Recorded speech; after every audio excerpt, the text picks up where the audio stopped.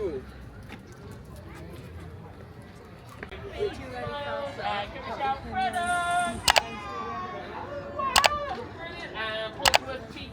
Who's cheekiest?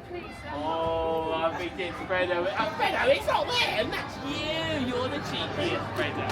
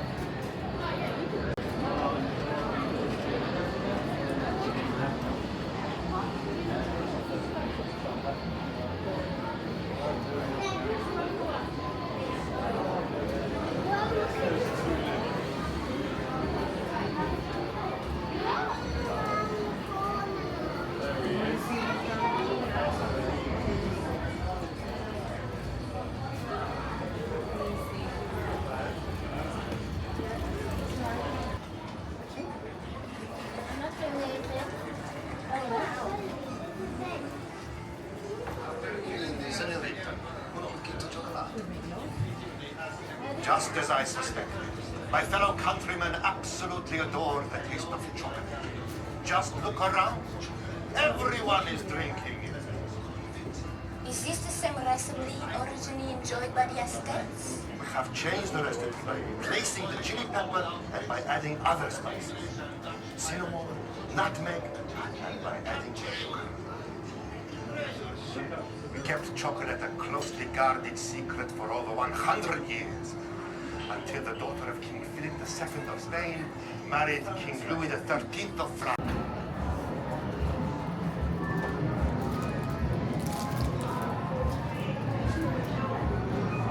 Welcome to Warwick. My name is John Cadbury, and this is my shop. I first established my business in Birmingham. My father, Cadbury, owns and runs the drinks next door. Our family are staunch Quakers, and we originally came from the West Country. Father moved the family to Birmingham from our home in Exeter in 1794 and set up his business as a linen draper and silver.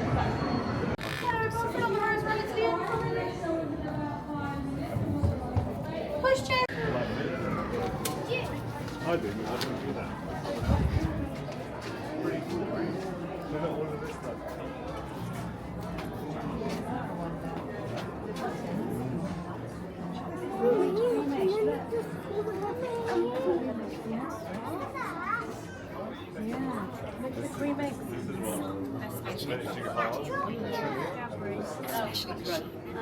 Tastes better when it's in that shape.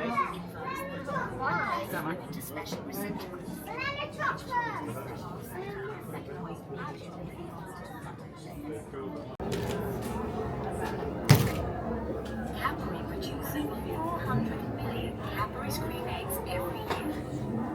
Cadbury's cream eggs start life sleek, liquid chocolate. The thick warm liquid is deposited into half-egg-shaped molds. The molds are shaken gently to get rid of any air. The molds pass under a second depositor, which adds a measured amount of white fondant, the egg white, into the mold. The molds then pass under a third depositor, which deposits a yellow fondant, the egg yolk, into half of the egg molds. A special machine then snaps together the two halves of the egg to create a whole egg, rather like quickly closing a book. The eggs then go into a cooler for 45 minutes. The molds are separated and the whole eggs are placed on trays before being passed under the metal detector. The foil wrapping machines wrap each egg individually into to the automated packaging machine, which inserts a specific quantity into each of the cardboard outers before being wrapped in film.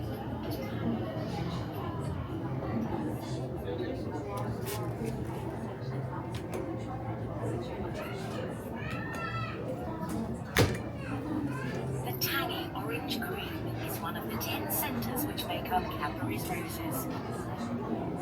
The orange cream is made upside down, starting with the top. Thick, liquid chocolate is deposited into the mould. The mould is shaken to get rid of any air, and then turned.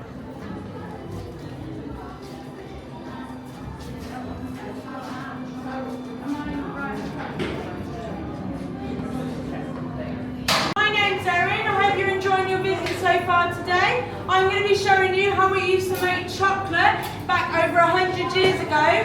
This was way before we had any machinery and it was all handmade. So I'm going to first start with putting chocolate on the table and smearing it over equally.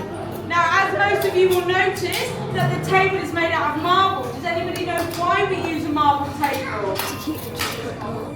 Perfect, yeah, that's exactly right, man. Well done. Well done, you. It's because it's cold. And this is because marble doesn't hold or carry any heat. This is the perfect way for us to cool the chocolate down without it clumping, and then it can stay nice and smooth like you see here. Now, this job was done over 120 years ago in a factory, and the job role was only women. So only women were allowed to do this job, and they were given a lovely nickname called the Cadbury's Angels. This was because their uniform was all white. Now, as you can notice, that me and Sarah, we are not in white uniform because our managers don't think that we are angelic. Do you all disagree? No. No. Who said no? Right, we're going to have problems then. Awful. Well, we disagree anyway. So, once they would get their chocolate and it was completely tempered, they would check the temperature of the chocolate. Now, most people think that the chocolate was checked, temperature of the chocolate was checked through with a thermometer, but that was wrong. They weren't allowed to use thermometers because if the glass ever broke, then the glass would break into the chocolate, they would have to discard of the chocolate, and chocolate back then was very expensive. So what they would use is their finger. They would dip their finger into the chocolate, making sure that everything was completely cool. Now, I have chocolate all over my finger. What would you do with a chocolatey finger at home? Lick it. Lick it, perfect. Unfortunately, you can't lick this chocolate as it's on my finger, and that's really, really weird if you want to lick my finger, okay? So you can't do that, unfortunately, but the ladies back then would have licked their finger because they weren't able to buy any chocolate with the wages that they got, so that was the only chance that they would get chocolate.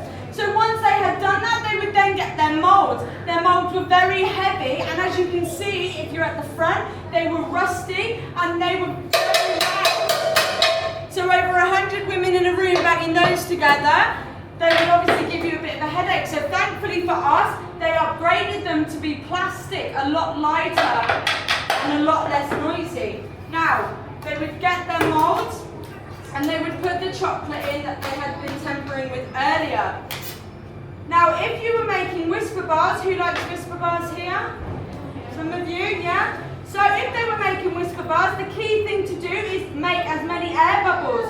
But with dairy milk bars and caramel bars, it is a bit differently. We do it a bit different each time. So we need to make sure that the bars of chocolate have no air bubbles. How we do that here is we just give it a bit of a bang on the table.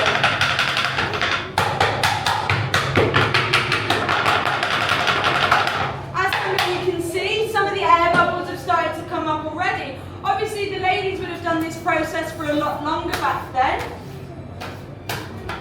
But once they had done that, if they were making normal dairy milk bars like you see now, then they would have just let that go and set. But if they were making chocolate bars with fillings in them, like caramels and creams, nowadays it is Oreo and biscuit, off, they would have done the process a lot differently.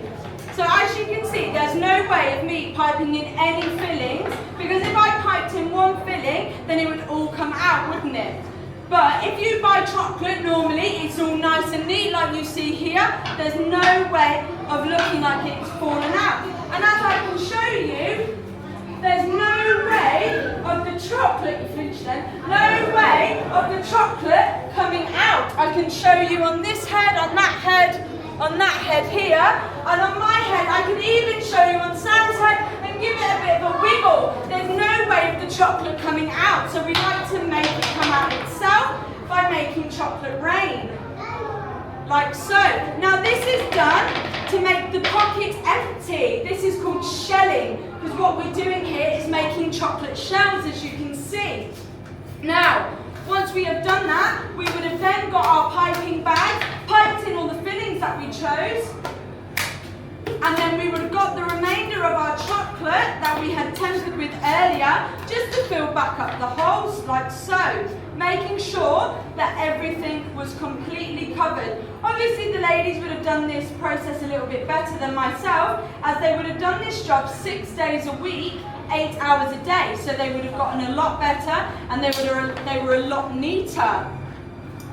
Like so. Once they had done this process, they would then give the sides a bit of a scrape, and then once they had cleaned up their moulding board, they would have then sent them off to chill. Now, back then, they never had fridges or freezers, so what they used instead, they had a basement that was a cooling room, and they called it as such. And what they would do on a winter's day, it would take up to a few hours for the chocolate to set, but on the hotter days it would take up to a few days to set. Now, once they thought the moulds were ready, they would check them, and they would be a lot darker. Can you see the difference in the colours here?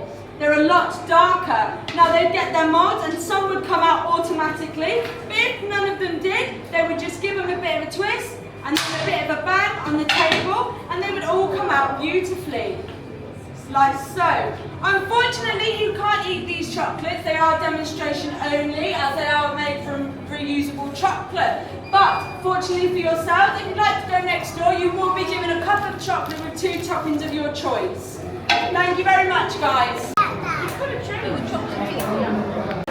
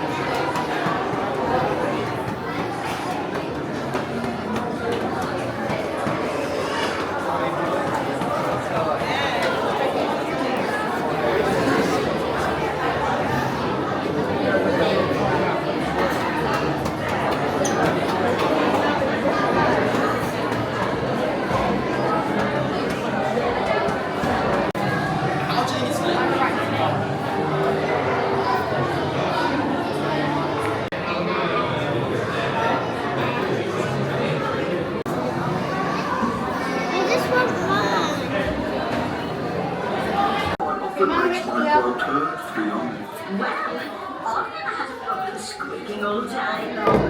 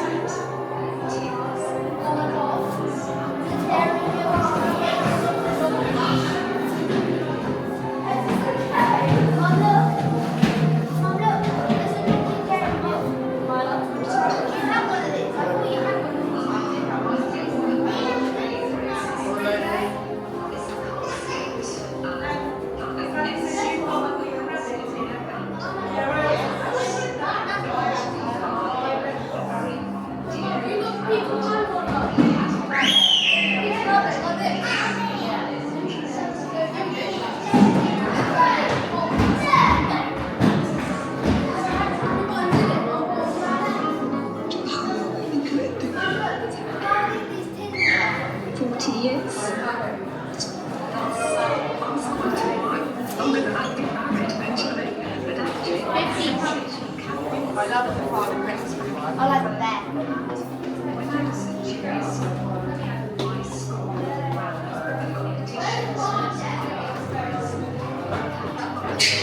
I'm pretty sure I'm going to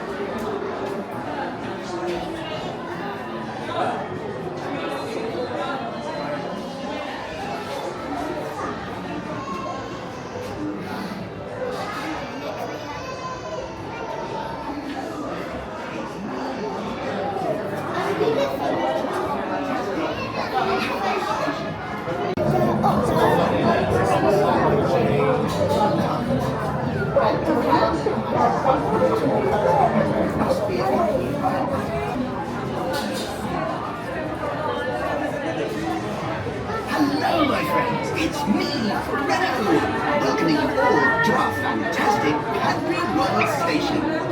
Very soon, you'll be going on an amazing...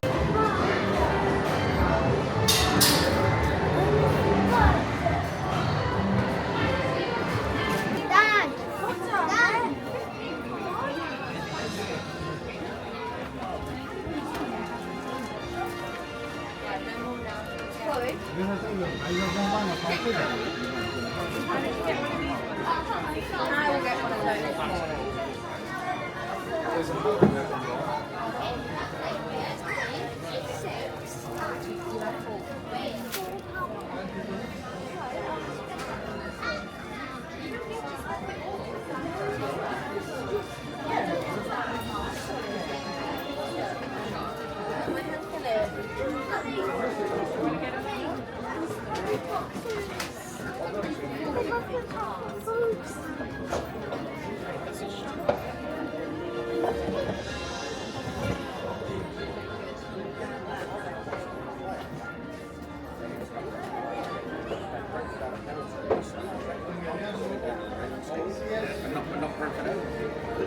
They're still belted, isn't it? Oh, there we are.